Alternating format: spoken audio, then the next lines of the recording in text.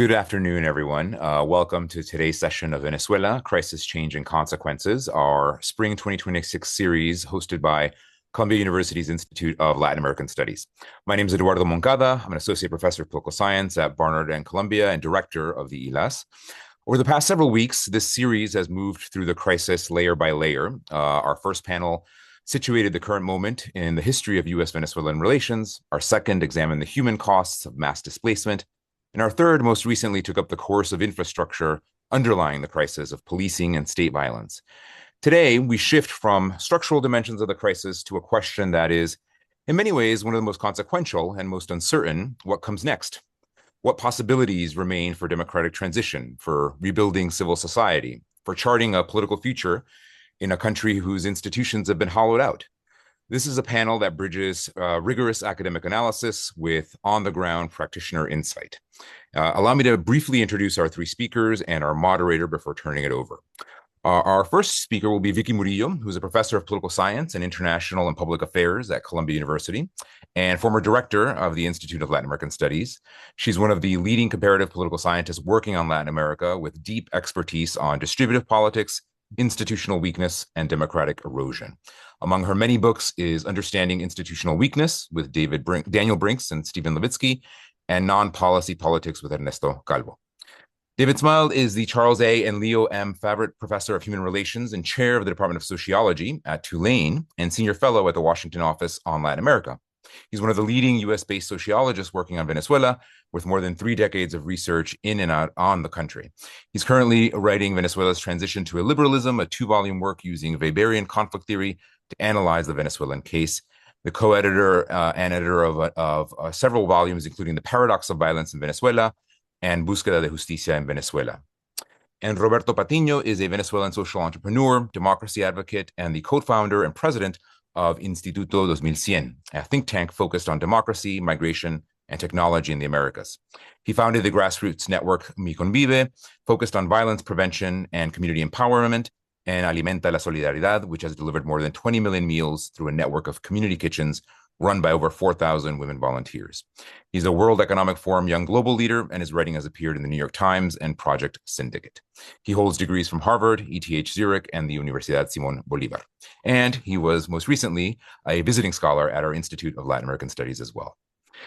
To moderate this conversation, we're very fortunate to also have Brian Winter, Editor-in-Chief of America's Quarterly, Vice President of Policy at America Society, and Council of the Americas. Brian is one of the most widely read and trusted analysts of Latin American politics, with more than 25 years covering the region and described by Foreign Affairs as one of its best chroniclers. He's lived and worked across the hemisphere as a journalist and is the author of several books, including Why Soccer Matters, a New York Times bestseller.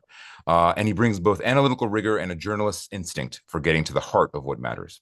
Thank you each for joining us today. Brian, I see that you liked that last line. Yeah, I'm still blushing from that introduction. Wow. And Brian, the floor is yours today for moderation. Thank you so much.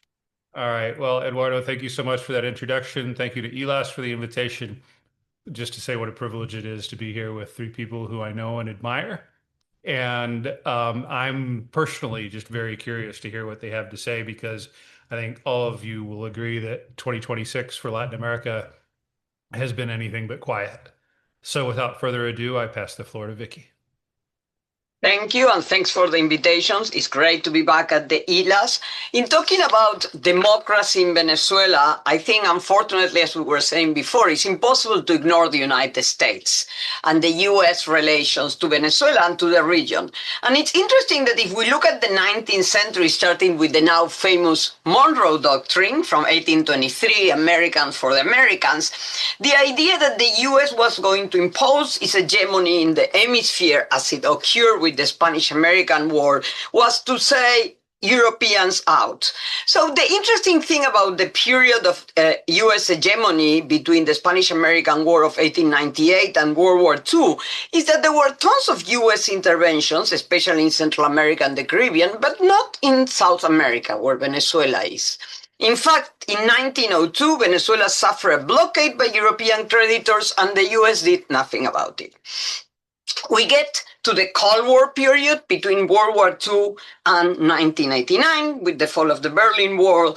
And the role of the US in this period certainly was not one of support for democracy. If anything, there was support for many military coups from Guatemala in 54 to Brazil in 64, Chile in 73, and the Contra Wars in Central America. But what was unique of this period was that Venezuela was an example of democracy amid all this political instability.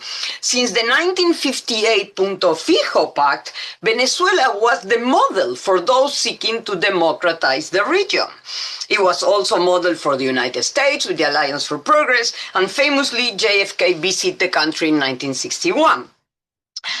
Latin America started democratization in the 1980s. 1978 is the Ecuadorian case, the first one.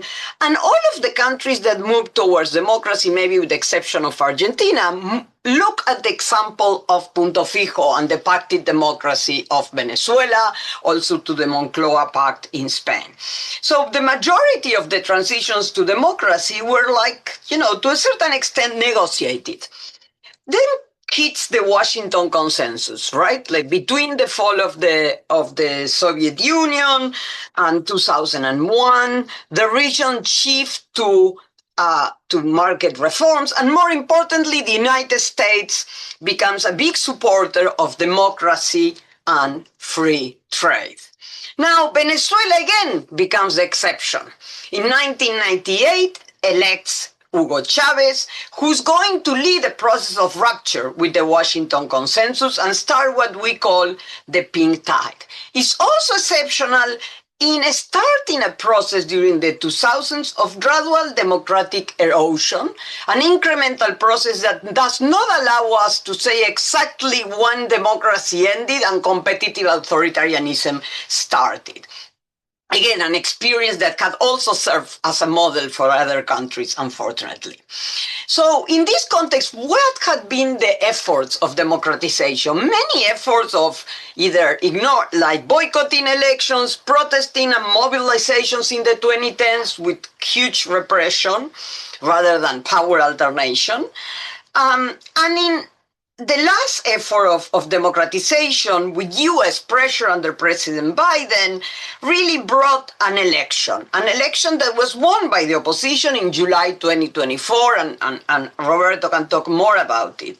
However, that institutional strategy didn't work either. Although the opposition was united, although the rules were followed, that failed to bring democracy. And then we all woke up January 3rd with the news that Trump had sent an expedition to Venezuela to capture Maduro, who's today in court in New York City. Similar to the expedition sent to capture Noriega in Panama, but that expedition sent by Bush actually put the winner of the election in charge, which didn't happen this time. In fact, President Trump kept the vice president of Maduro, Delcy Rodriguez. So here we have a bunch of novelties. First, I think this is, Brian, correct me if I'm wrong, the first military intervention of the US in South America, right south of the Panama Canal. And it's also quite unusual that after such an intervention, you leave the regime in place and you allow the new dictator, I guess, Delcy Rodriguez, to concentrate power, which would have important implications in terms of reducing political elite splits. The only concern of the United States seems to be oil. And another novelty, Latin America is only looking without much intervention. The silence of the countries of the region, especially Brazil and Mexico, beyond some declaration, is also a rupture with previous tradition. So what can Venezuela do in terms of democratization? And does the literature give us any tips? Structural theories, first the bad news. The theory suggests that oil-rich countries are unlikely to be democratic because of the rents that help sustain dictators. So Venezuela is not that great in that area. Second, economic decay and the absence of a very strong middle class in the literature has also said that it's not good to push for democratization because people are just trying to survive. And the middle class actors, some of them have left the country due to protest and repression. The other theory, both O'Donnell and Schmitter and Gamboa, suggest that the moderate opposition should lead the process and reach a consensus in the fight with the dictatorship. Now we have a more divided opposition, and the most popular leader, Maria Corina Machado, I think would be called a radical by O'Donnell and Schmitter. They also emphasize the importance of divisions within the authoritarian rule to bring democratization. We are seeing, I think, from the outside, we will learn more, what seems to be a consolidation of the Rodriguez power. O'Donnell and Schmittel also emphasize the need to include concessions in a transition, in a pactic transition to democracy. Unclear to me where the opposition stands here. Gamboa emphasized institutional strategies as a united opposition, but I just said that's what they did in the 2024 election, and it didn't seem to have worked. Levitsky and Way pushed for external pressures, but the US, who once was pressuring for democracy, certainly is not doing that anymore. And many in the literature are pointing out to the enormous growth around the world of what is called hybrid regime, which are neither democratic nor dictatorial entirely, but that's a risk for Venezuela because that could be a stable equilibrium. So what can affect the process of democratization, a process in which the literature is not very hopeful? I think there is one thing that we should push, really emphasize: uncertainty.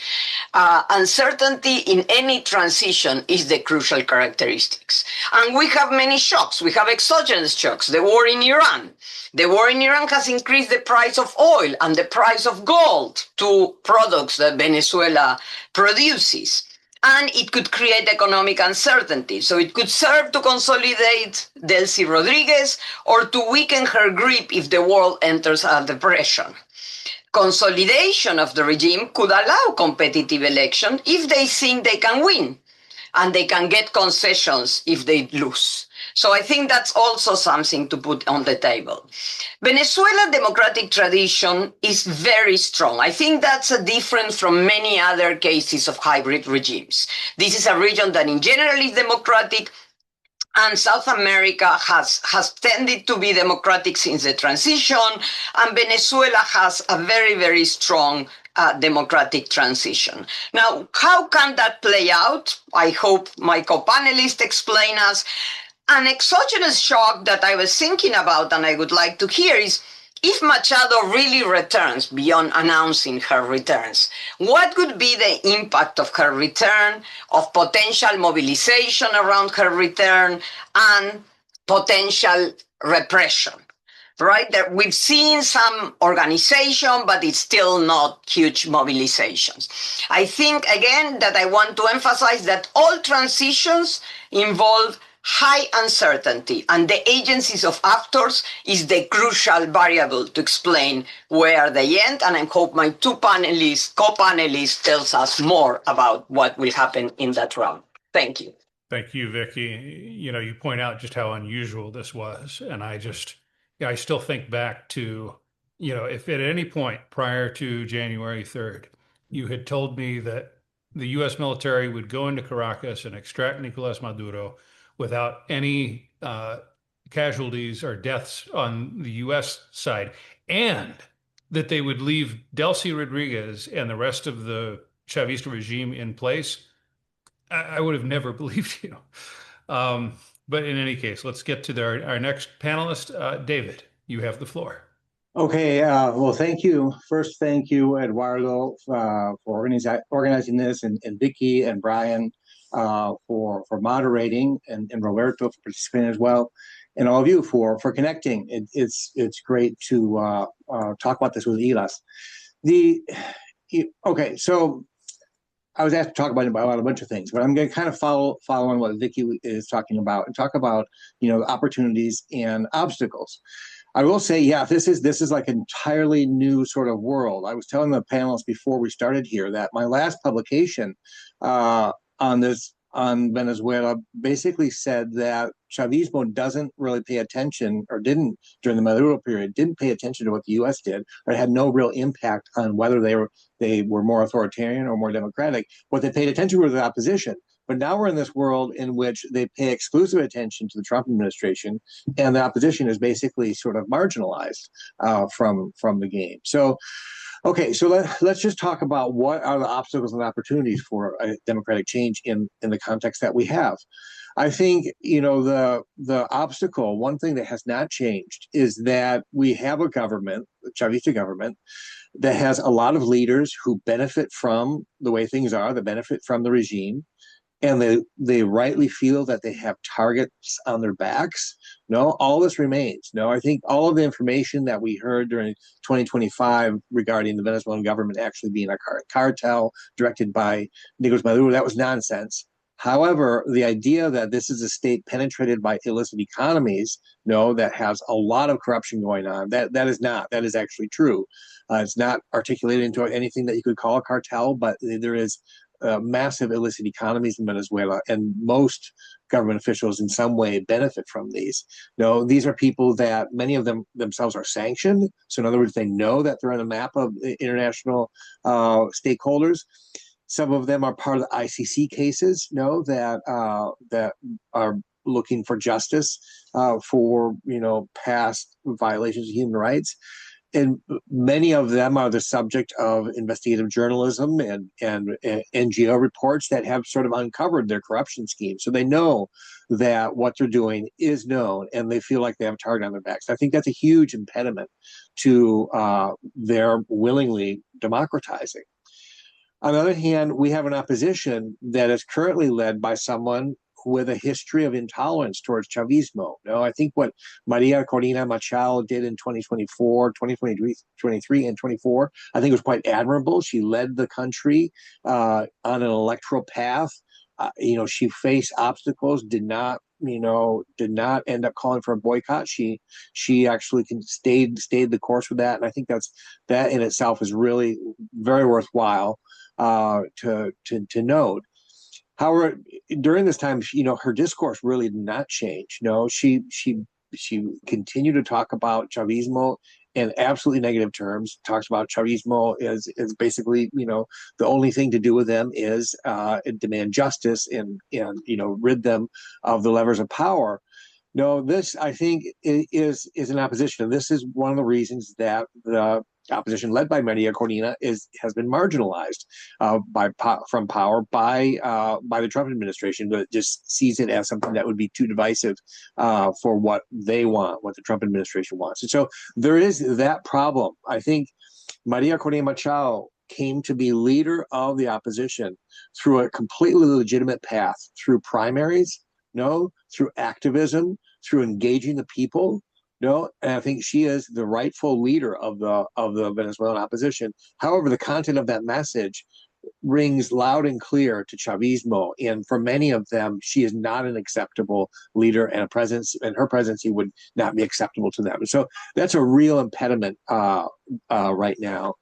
I think one of the impediments that traditionally was quite important was sort of what we can call the Black Knight problem, the fact that Chavismo had international allies such as China, Iran, Russia, that themselves were not democracies and that were quite willing to collaborate and work with them as an authoritarian country and provide them with alternatives, help them skirt sanctions and provide international support for them.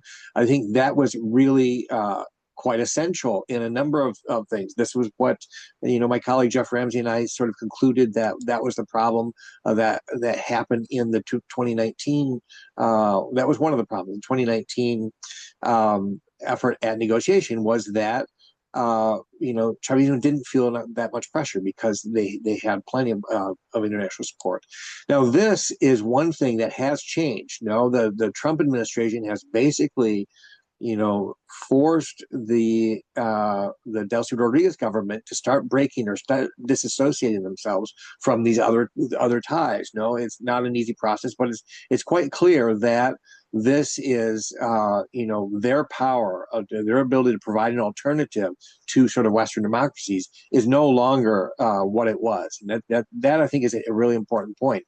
And so if you look at Levitsky and Way on competitive authoritarianism, one of the things that they say is, it depends on the linkages to international, Western democracies and the leverage that they have. And so now what we have is that they no longer have these linkages to this leverage. They no longer have these linkages to these authoritarian countries, and the United States has this massive leverage. But here, one big problem is it's not clear what the Trump administration wants here, whether it really cares at all about democracy. Of course, here in this country, it's not at all clear if Trump cares about democracy either. So why would he in Venezuela? I think Marco Rubio, in a certain way, he's more anti-communist than democratic, but I think he does care about it in some sense. But, at this point, if you think about it, Trump is 15 points underwater right now, 7 months before the midterms. He has a mess in Iran, and he sees Venezuela as a success story. No, he does not want to alter that. And I think this is one of the reasons that they advise Maria Corina Machado to not return right now. I think they are very clearly prioritizing stability, and they're not going to invest political capital in Venezuela. I mean, look at the recent namings. Well, we've had some interesting changes. For example, the new, Minister of Higher Education, the really big names like the new Defense Minister, Gustavo González López. Now, the United States clearly knows who he is. He is somebody that is a hardliner, presided over the intelligence services at a time that they were accused of torture. In fact, there's one victim who says he was present while he was being tortured. So, the U.S. knows who he is, and that makes me think the U.S. is okay with this because they're prioritizing stability over democracy. So one thing, so where does this leave us? I think it is going to depend on the astuteness of Venezuelans themselves and the activism of Venezuelans themselves in trying to advocate for democracy. I think if that doesn't happen, I think Venezuela's going to end up like a Saudi Arabia in the Caribbean or some sort of new Puerto Rico. What I think, what I did not say in terms of obstacles was the actual Venezuelan people. I think I do not think the Chavista base, your average Chavista supporter and activist, and remember that Nicolas Maduro actually did get 30% of the vote in 2024, which is not nothing. I do not think the Chavista base is an obstacle to democracy. Most of them are really people who wanted to participate, want their country to work for them, their families, and their neighbors. It's important to remember that in the electoral fraud of July 2024, many of the Chavista witnesses at the tables, were quite aghast at what was going on, and they did not follow the government's orders to not distribute the electoral tallies. They actually provided them to some of the opposition organizers to show what the actual vote was. Why is that? Well, because they actually believe in democracy. They actually think that what they're doing is democratic. And so I do not see the Chavista base in any way an obstacle to democracy. I do not see the opposition base as an obstacle. I think, I think Maria Corina Machado mobilized a huge majority in 2024, and still has very high popularity. At the same time that she has a message that is quite, I think, intolerant of Chavismo. I think that, a big part of her support basically sees her as an agent of change. I think it's a mistake to try to go from her basic ideas and say, she has 60 or 70% support, and therefore this is the way 70% of the Venezuelan population look. And you look at just things, this has been true over the past 2 years. You look at her popularity, it far outstrips the popularity of a lot of her ideas. For example, the total privatization of PDVSA. What that tells you is that people support her because they think that she can bring about change. And so I'm just saying all of this because I think that, and Vicky mentioned this, the democratic transition in Venezuela is strong.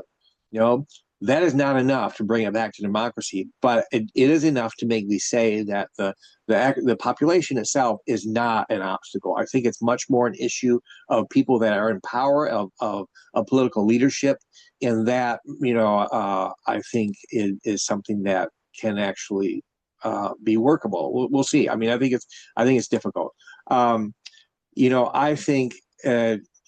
Going to just ending here with Vicky's last question about what would happen or what it would mean for Maria Corina Machado to go back. I mean, I think she has the right to go back. I think that at a certain point she should go back with guarantees for her safety. I think it totally depends on what she does. If she goes back and basically just has the same message that she had in 2024 and does the same thing, just like going around and giving campaign type messages, I think that would probably create quite a mess. Now, if she goes back and says, okay, well, this is a time that we are going to have, conferences and, big meetings within the opposition to try and figure out what are points of agreement, how can we aggregate interests, how can we develop processes for dispute resolution. Okay, and then now we're going to have a much broader, some more consultation processes with Chavistas, with other people in the country, do something different, do something that really shows that she wants to sort of be an inclusive government that works through a transition towards democracy. I think that could be quite interesting. I'm a little pessimistic that that's what she has in mind, but I think that could actually work. Thank you. All right, David, thanks so much. Turn things over to Roberto now. Hi, everybody, and thank you to ILAS for organizing. It's always an honor to participate in these panels. I think I'm going to share some results of polling that we just did, the Institute in Venezuela. And we've been focusing a lot for many years now on the question of migration. So I can share very fresh data on how people are thinking about it. Before that, I'm just going to make a point that from my perspective, the regime in Venezuela needs to be first and foremost analyzed as the military, right? That's what really gives the capacity to the political elite that it's in front of that military to stay in power. And that was the rationale of the Trump administration when they decided to leave Delcy Rodriguez in place. At least that's how I heard when Trump said in his press conference something that was not true, that Maria Corina has not support within the country or respect. What I heard is that she doesn't have the support of the military and the military elite, which it's obvious that she doesn't have, and the opposition doesn't have the support of the military elite, because the military elite is the regime, and they've been enabling the regime for many years now by repressing the population.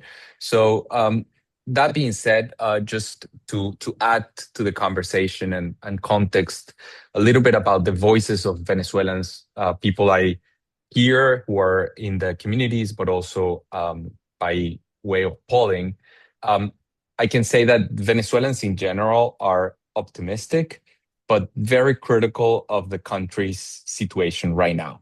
And even though there are high hopes about economic recovery, that's something that's still not being felt by the vast majority of the population.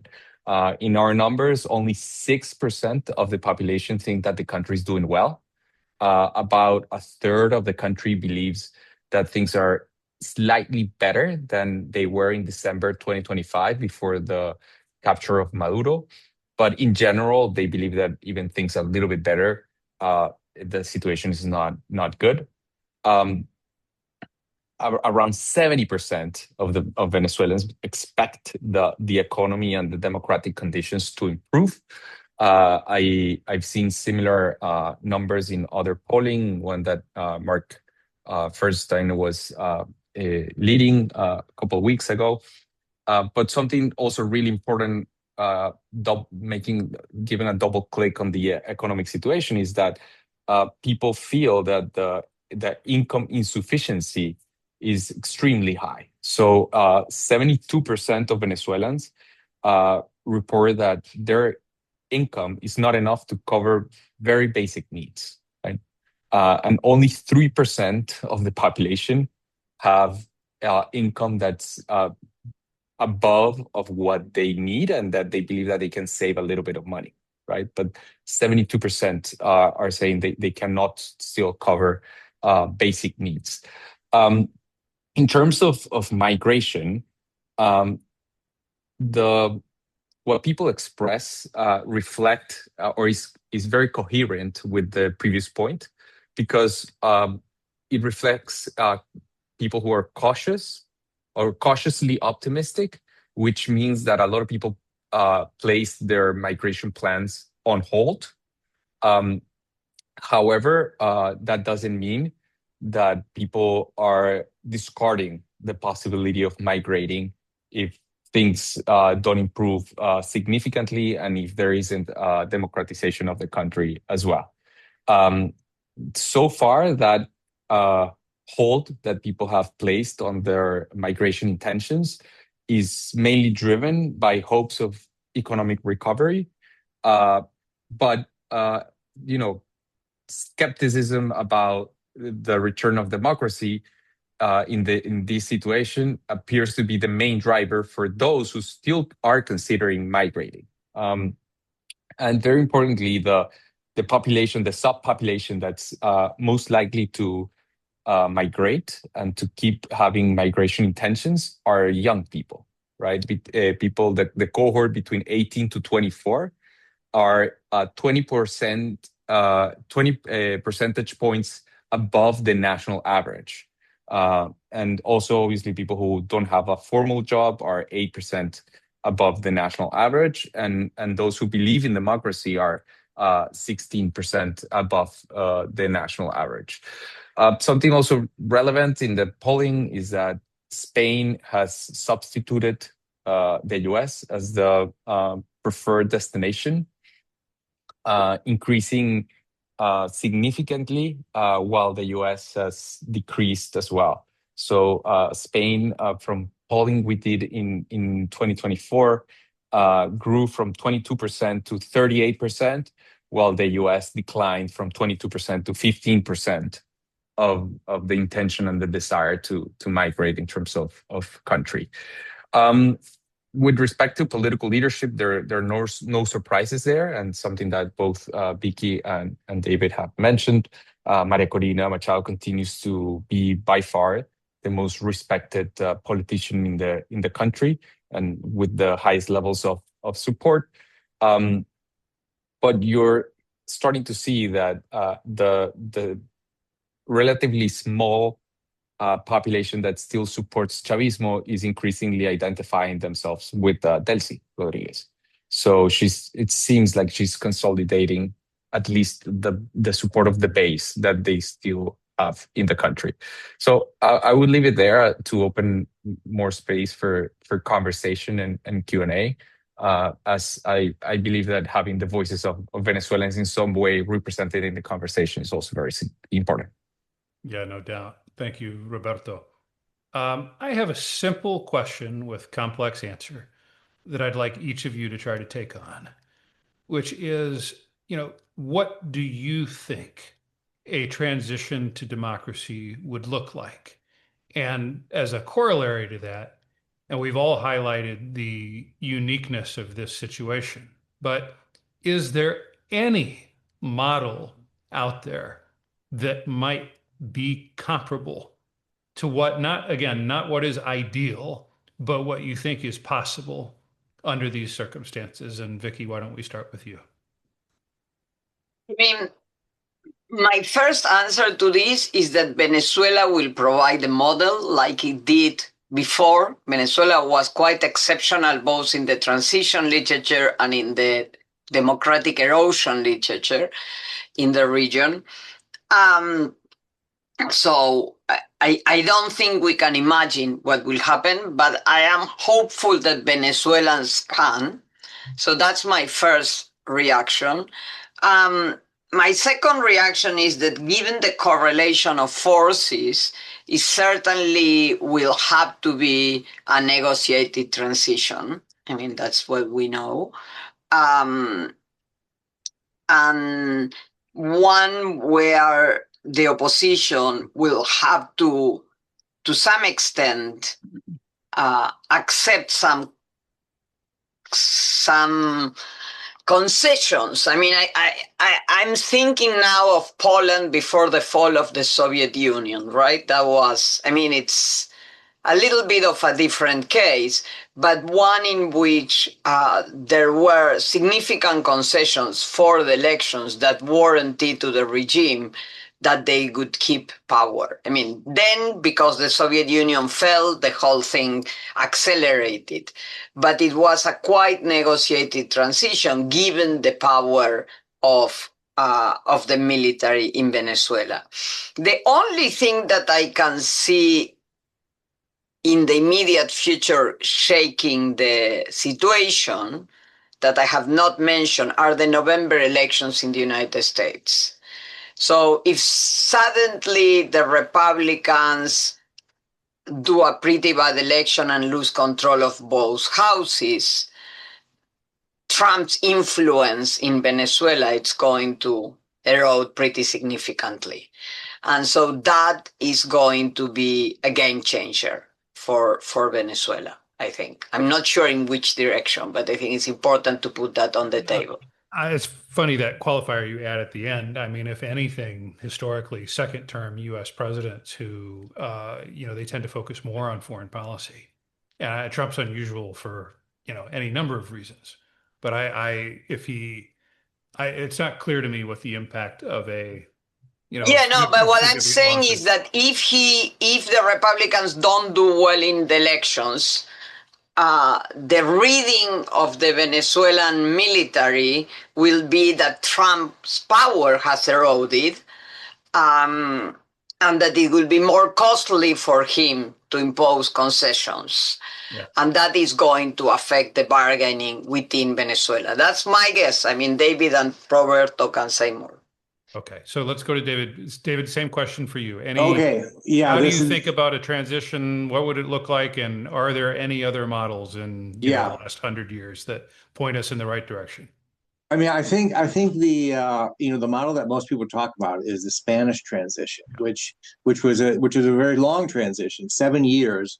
But I think a lot of what you can gather from the literature on democratic transitions is that it is a process. No, it is not generally like the fall of the Berlin Wall or chitty chitty bang bang or a sudden fall of the authoritarian power and then democracy breaks out. This just doesn't usually happen that way. It usually happens in this kind of transition. So I think rather than sort of looking at the details of the Spanish process, I think you can just kind of think in terms of a stepwise process. And let me just start by saying that while I disagree completely with the whole idea, the Trump administration's operation and intervening in Venezuela, I think it's a terrible precedent, and I think we're seeing the results of that precedent right now in Iran.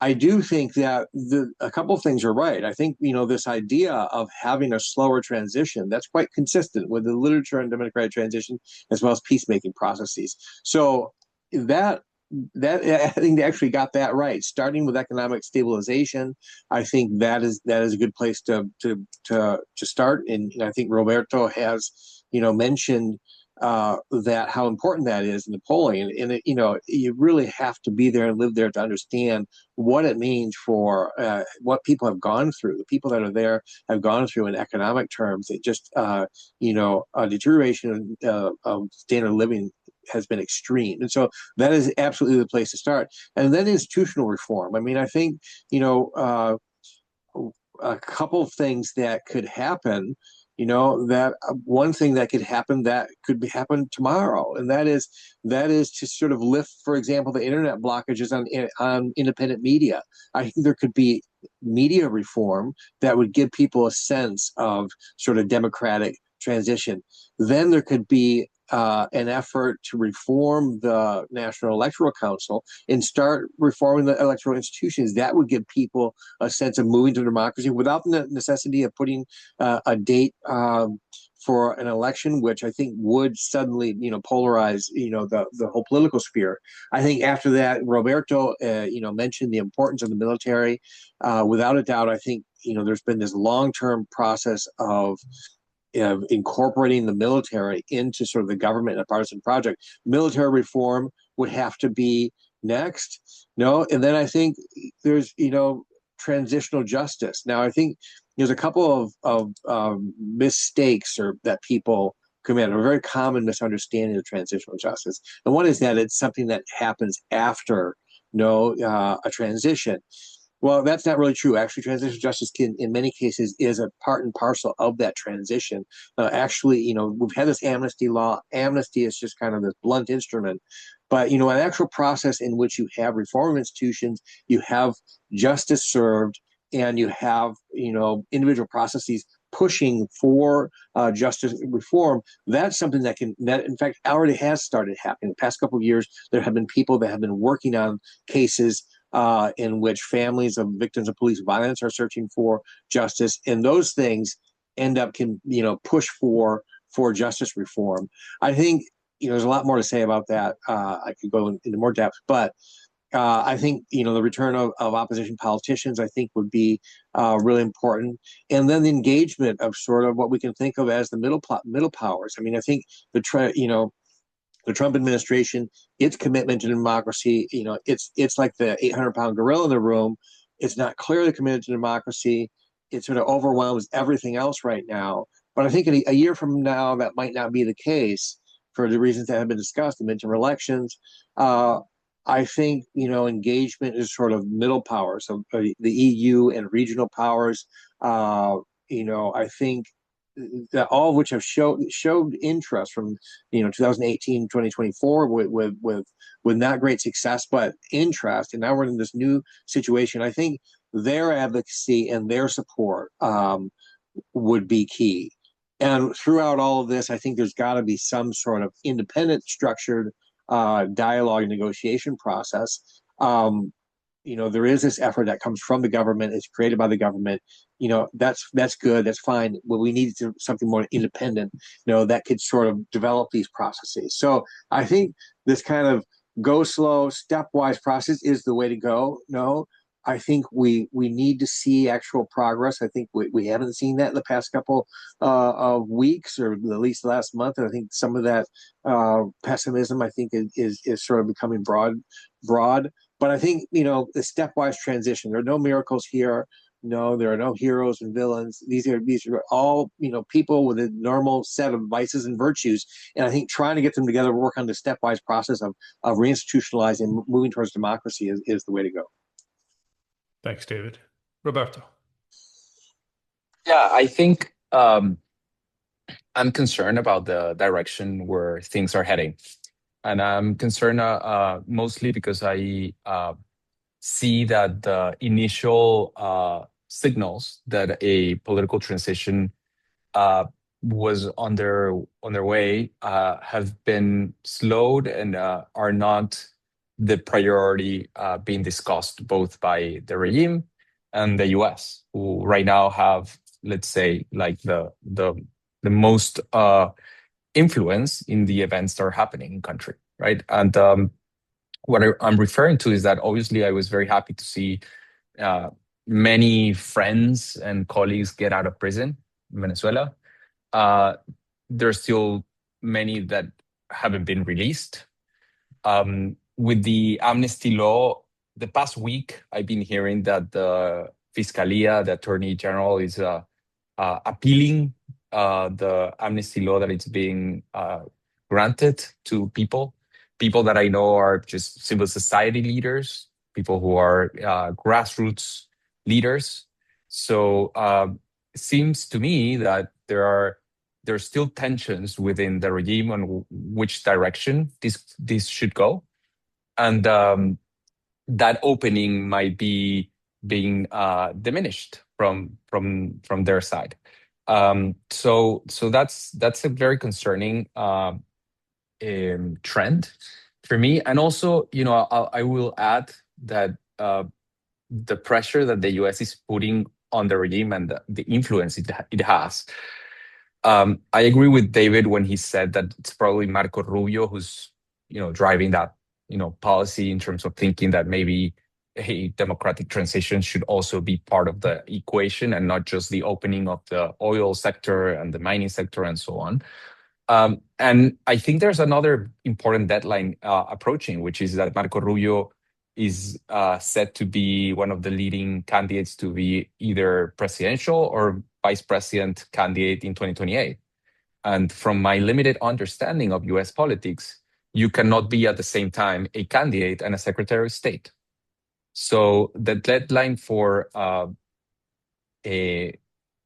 Rubio to go out of government or to start paying attention and more of his effort on the campaign trail, I think it's also to be taken into account, right?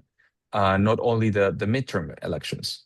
So with respect to what the Venezuelan people can do, I think it's more obviously. I would hope that a negotiation process would lead us to a electoral schedule, and that would definitely help channel the desire of the Venezuelan people for a transition, which is obviously something that we all hope for. If that doesn't open up, then what might end up happening is an opposition that has to go back to the streets and demonstrate and demand elections, which I don't think that it's something that will happen in the very short term because people are still waiting to see what's going to happen. But if there's no electoral schedule and there's no progress on the democracy front, I don't think the opposition will have much alternative, but rather go back to a movement around the streets. Thanks, Roberto. We have about 15 minutes left. I want to ask one more question. In the meantime, though, if there's anyone here on the Zoom call that wants to ask a question, please use the raise hand function here within Zoom, and I'll call on you after this next round. David, Roberto touched on something that I had planned to ask about, which is, there are still at least 500 political prisoners. And it's interesting to ask why. I mean, if Delcy Rodriguez is as pliant and good a partner as Donald Trump says she is, then why has the Trump administration not demanded that she release those political prisoners? And to be clear, sometimes I've been asking this question lately, and some people have, sort of quick answers. They say, oh, well, Trump doesn't care about democracy, or they say, well, Trump only cares about the oil. But I've heard some more nuanced answers that have something to do with internal power dynamics in Caracas as well. Where do you land on that?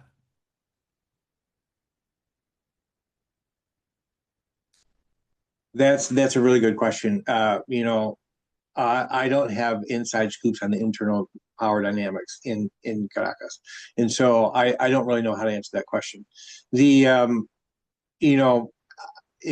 It seems kind of like what you would sort of expect from this situation, that Chavismo has done this amnesty law and has partially fulfilled what they're being demanded of doing, but just kind of assuming that the Trump administration is not going to be that closely monitoring and that closely sort of micromanaging. This idea of what often happens with countries that has been shown. The United States has a really hard time. You can do things like invasions and have really big, high profile, pushes against certain countries. But in the end, I think this guy's named Brantley Womack at the University of Virginia has talked about asymmetrical sort of relationships and how the small countries can oftentimes outmaneuver larger countries. That's been sort of my assumption, because I don't actually know the actual list of the names, and if they have if they're particularly people that would jeopardize. Maybe Roberto would know that better. But I just assume that with a lot of these things, they're sort of the Delcy Rodriguez government, they're going to try to sort of fulfill the demands what they can, but do it sort of in a way that doesn't jeopardize their own permanence in power, and sort of they can kind of outmaneuver the Trump administration, which is going to be tied down with many other things, including Iran and all its other situations. And so that's kind of my assumption on this. It doesn't actually surprise me at all that they've gone in this direction, but I don't really know who these 500 that are still there, if they particularly sort of are danger to the regime. My assumption is kind of that the regime basically just wants to make clear to the population that this is not a big political opening, that we are going to release some prisoners, but we're still in control, and we can still put you in prison, and we can still keep people in prison. But maybe Roberto knows a little bit more about the details. Roberto, is there anything you'd like to add? I mean, you already mentioned this in your comments, but Yeah, I wouldn't have much more to add to that. I was also, because I saw the faces of the three of you that know much more about U.S. politics than me, being with a question mark about if Marco Rubio can run while being Secretary of State, and I'll just Google that, and there's not a constitutional impediment, but there's no precedent. No one has done it in the past in the U.S. As secretary, no, but as vice president, yes. So as vice, yeah. But while serving as a secretary, no one has either run for VP or president at the same time. And I guess it's because obviously a secretary has to be traveling, right? You cannot be running a campaign while you're trying to solve a problem abroad. But yeah, who knows? Maybe it could happen. But my point stands that it's going to be difficult to reconcile both things. Yeah, to this question of the political prisoners, I've heard it suggested that it may reflect disagreements or power dynamics between Delcy Rodriguez and sectors of the Venezuelan military over, and sort of quasi-military, thinking of figures like Diosdado Cabello, who sort of has his own base, for lack of a better term. And then, David, what you referenced, this regime, without the power of arrest, torture, and coercion, may not be able to guarantee stability, because that's how they've done it up until now. Anyway, these are all theories. Vicky, if you have anything to add on that, you're welcome to, but I do have a separate question for you, which is, based on sort of what you've said about other models and systems and so on, if you were providing advice to the Venezuelan democratic opposition at this current moment, what would you say? I think David has said basically, right? This is a long process. They should probably agree. So, it's a difficult game in the sense that they should keep the support of the people. And I think the fact that Maria Corina Machado is a radical in the sense of anti-regime gives her credibility in front of the people. And even if they don't share her ideas of privatization or like the right-wing platform, I think the fact that she seems like a fighter against the regime helps with her popularity. So it's kind of a difficult situation in the sense that you want to keep everyone on board, but at the same time need to moderate for a process that will be much longer. And I do think, though, that the process should be marked by democracy, even democratic elections. I mean, even if those are not, we cannot, they're going to be biased. But I think democratic elections are give the opportunity to the opposition of coming together or discussing or showing off to the to the population that they can act. I mean, if you think of the Mexican example, which was a decades-long democratization period, and one where elections were certainly not clean and fair until the very end, the opposition continue playing the game and continue working within the system. And that helped them coordinate, that helped them being able to make the regime accountable. Of course, the US played quite a different role in this case of democratization. But I think the kind of process that David mentioned requires that the opposition does work within the game and participates in elections and forces the government to show that they can either win elections or that they are not able to win elections and have to commit fraud. But that has a value not just with those in the opposition, but as David said, within their own legitimacy among their base. Roberto, maybe with about 4 minutes left, maybe the final question for you, depending on how long you speak.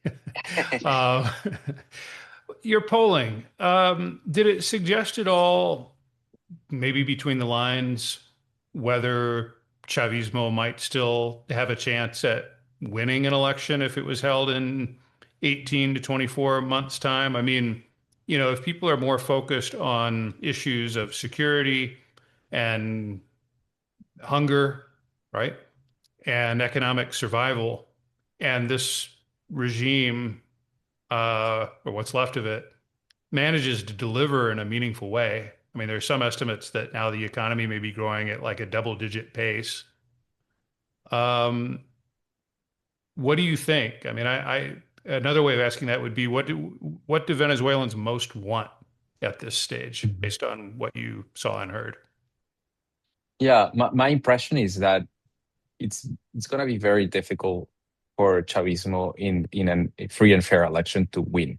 Not to say, almost impossible. Even if you, in the scenario that you're saying that a long time goes by, there's an economic boom, things improve, which are a lot of ifs, but in that scenario, you could imagine that they increase their popularity, but we shouldn't lose sight that the election in 2024, the opposition won it by 40 points, and that didn't include the people in the diaspora.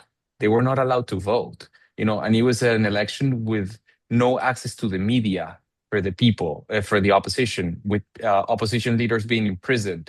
In the context of that election, my apartment was raided by SEBIN while I was abroad, and then I couldn't return to Venezuela. So, like me, there's a lot of people who were harassed and persecuted. So in the context of a free and fair election, it's very difficult for me to imagine that people will, just because they have more money, they will forget about the responsibility that Chavismo has for the collapse of our country, right? So that's, that then I take a step back and say, okay, but then how a transition is going to be likely if, as both Vicky and David were saying, if Chavismo feels that they're going to lose everything and they're going to be targeted, then they will resist.